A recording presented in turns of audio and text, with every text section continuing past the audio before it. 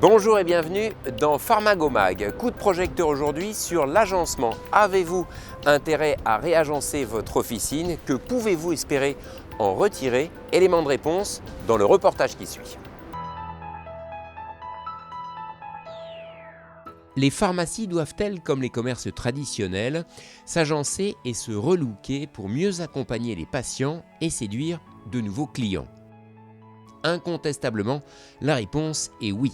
Fini les pharmacies plus ou moins calquées sur le même modèle et qui ne vendent que des médicaments. Il faut savoir se distinguer pour transformer la relation avec le patient, proposer des espaces dédiés aux nouvelles missions et cultiver une image peut-être plus commerciale que doit avoir l'officine. Les agenceurs l'ont bien compris. Il faut premièrement analyser la pharmacie, savoir un petit peu dans quel contexte le pharmacien évolue, dans quel contexte la pharmacie évolue. Et ensuite, il faut créer un lieu propice à la consommation, un lieu propice à l'acte pharmaceutique. Donc c'est deux mondes qui s'affrontent et la frontière, c'est les comptoirs. Moi, je dis souvent aux pharmaciens, donnez votre surface de vente à vos clients. Les gens se sentent plus libres et ont des actes de consommation qui sont naturels. Rénover, ça veut dire se reproposer à la clientèle en manière totalement différente, avec des modèles de relations innovantes, à travers des espaces performants, même en termes de ce qui est en train de changer sur l'accompagnement pharmaceutique, sur l'entretien, etc. Les nouvelles missions qui passent par exemple par l'entretien personnalisé nécessitent des espaces de confidentialité et donc un nouvel agencement. Mais l'agencement, c'est aussi la mise en avant de certains espaces dédiés à des spécialités plus rémunératrices, aromathérapie, orthopédie, beauté, libre accès. Le libre accès est la première pierre d'un changement radical. Ce changement va permettre aux pharmaciens d'adapter leur pharmacie aux souhaits et aux besoins du consommateur. Donc il va se créer un certain nombre d'espaces nouveaux qui sont l'émanation des anciens espaces, des anciens linéaires qui vont devenir espaces. En cela, l'herboristerie, phyto-homéopathie va devenir un espace concret, avec ses codes, avec ses produits, ses gammes. L'espace enfant va devenir véritablement un espace aussi. Les linéaires dermocosmétiques, aujourd'hui, nous ne faisons que proposer les choses, nous les montrons. Nous voulons aujourd'hui que le consommateur ait le choix. Que le consommateur se sente aussi dans un espace plus convivial et peut-être moins médical.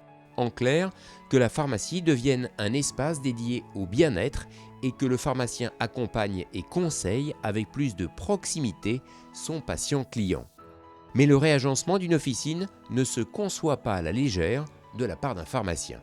D'abord, il faut établir un parcours d'accompagnement avec lui. Et le projet, on le fait ensemble. Le projet, c'est quelque chose que nous, on peut le construire simplement si on connaît bien toute l'histoire et les caractéristiques professionnelles et surtout la vision en termes professionnels et en termes d'entreprise que le pharmacien il a construit. Avec un objectif, pour ne pas dire une exigence. Et la grande question aujourd'hui, c'est comment retourner de la rentabilité à l'officine. Et autour de cette question, nous, on cherche de construire des projets, de machines pour vendre en manière différente, capables de redonner ce type de rentabilité. Les expériences concrètes ils nous ont démontré qu'un projet bien balancé en termes d'investissement, ça veut dire qui correspond à toutes les activités de rénovation, il nous a donné un retour de rentabilité autour de 20% dans les 24 mois. Un point à ne pas négliger dans le cadre du réagencement partiel ou total d'une officine, celui qui concerne l'installation de robots ou d'automates qui vont faire gagner du temps et de l'espace de vente.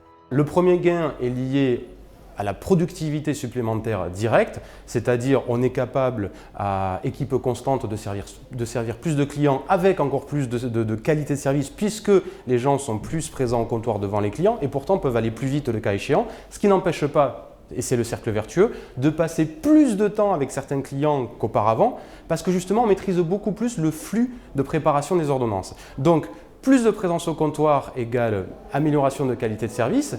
Et donc également, avec les nouvelles missions des pharmaciens, j'insiste là-dessus, plus de temps consacré à équipe constante pour le diagnostic, pour les consultations, pour toutes ces nouvelles missions. Et donc, comptablement aujourd'hui, nous avons des témoignages qui disent que le chiffre d'affaires par salarié équivalent temps plein est supérieur à la moyenne nationale lorsque le pharmacien a fait un bon choix d'automatisation lié notamment à cette productivité supplémentaire. Sachez que les acteurs de l'agencement seront présents au salon Pharmagora et que des conférences pour vous guider sont prévues sur ce sujet important.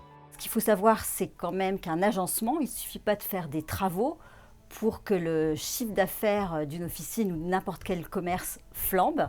Il faut qu'il soit réfléchi et qu'il corresponde à une véritable stratégie. C'est pour ça que j'ai tenu à organiser une conférence qui se tiendra le samedi 6 avril à 11 h. Point de vote officinal, on va décrypter 3 modèles gagnants à la loupe et bien sûr, témoignages de titulaires à l'appui avec le conseil d'un expert en merchandising et stratégie, Dominique Filliot de la société Actes d'achat. Rendez-vous donc au salon Pharmagora les 6, 7 et 8 avril à la Porte de Versailles à Paris.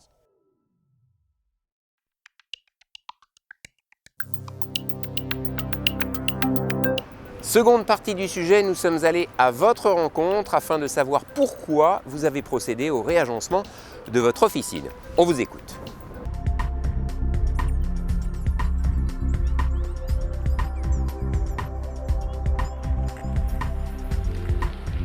Tous les 4-5 ans, je fais des travaux, quoi. Donc il faut toujours en permanence essayer d'améliorer le point de vente, de gagner de la place, de se mettre à jour avec les nouvelles technologies, l'apport des robots.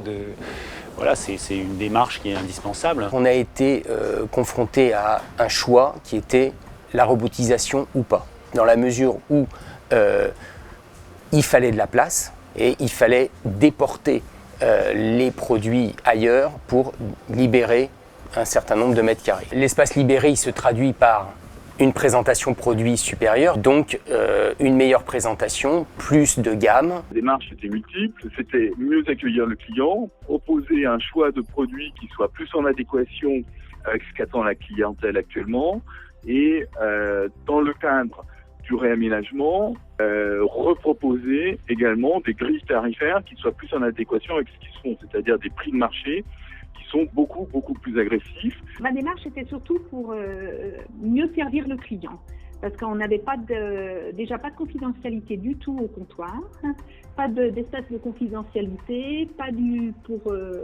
d'espace d'orthopédie. C'est les résultats et l'analyse de l'étude de marché qui nous a conduit à penser qu'il fallait que nous ayons un accueil différent envers nos patients selon l'attente qui était la leur. Nous pensions que nous ne pouvions pas traiter au même comptoir quelqu'un qui vient chercher un lévothyrox tous les mois ou tous les 3 mois. On ne peut pas le traiter de la même façon qu'une personne qui vient chercher un traitement du diabète compliqué ou un traitement d'HIV qui a besoin d'un accompagnement de parole et de métier. La pharmacie va être un lieu où d'autres choses vont se passer et nos missions vont être élargies. Et je pense que dans ce sens-là, obligatoirement, l'agencement va avoir une importance. Moi, je n'ai pas encore choisi l'agencement de ma pharmacie puisque c'est l'agencement que j'ai repris à la session de l'officine. Je compte aller au salon Pharmagora et rencontrer les divers agenceurs du salon. Le passage par les agenceurs est primordial car il y a des techniques de merchandising et de marketing qui me sont inconnues à l'heure actuelle. Et je pense que surtout en période de crise, il ne faut surtout pas laisser aller. C'est là qu'il faut essayer d'investir, évidemment, peut-être de manière différente, en faisant plus attention aux coûts, à la manière, voilà, en faisant jouer la concurrence aussi. Mais ce n'est pas parce qu'on est en période de crise qu'il faut arrêter d'investir. Et à un moment, il faut y croire. Voilà. C'est mon côté de voir les choses en avant et pas toujours se dire on y va reculons. Moi, je préfère avancer que reculer, puis écoutez, on voit. On a fait beaucoup par nous-mêmes. C'est mon mari qui a dessiné les frilles. 30 000 € pour l'intérieur et 5 000 € pour la façade. Comme on a doublé la superficie de vente, on a fait un espace confidentiel, une pièce de 20 mètres carrés, 20-30 mètres carrés. Donc forcément, il y a un investissement derrière. Ouais. Là, l'investissement que j'ai fait, il faut qu'il dure au moins quelque part comme 5 ans, 7 ans minimum. Ce sont des coûts importants, oui, ce sont des coûts. C'est pas des coûts en milliers d'euros, c'est des coûts qui frisent, qui atteignent facilement 100 000 €, oui, sans problème. Il y a une nécessité, étant donné que le coût est assez élevé, d'une augmentation de la rentabilité et du chiffre d'affaires. C'est primordial pour que l'agencement soit réussi.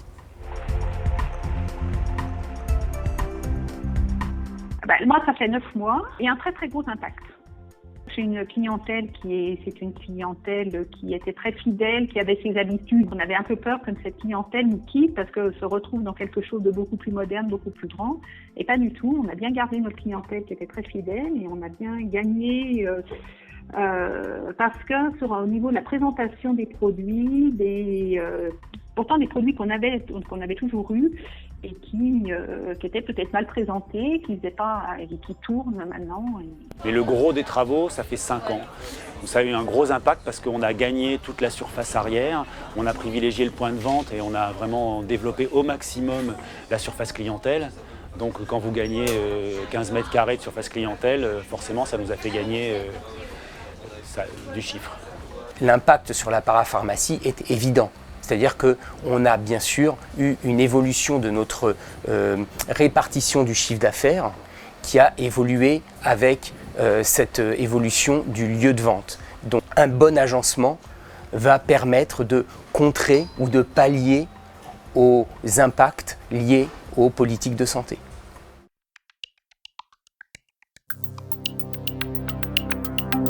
L'événement, c'est bien sûr le salon Pharmagora qui aura lieu à la Porte de Versailles à Paris les 6, 7 et 8 avril. Voici quelques informations pratiques pour préparer votre visite.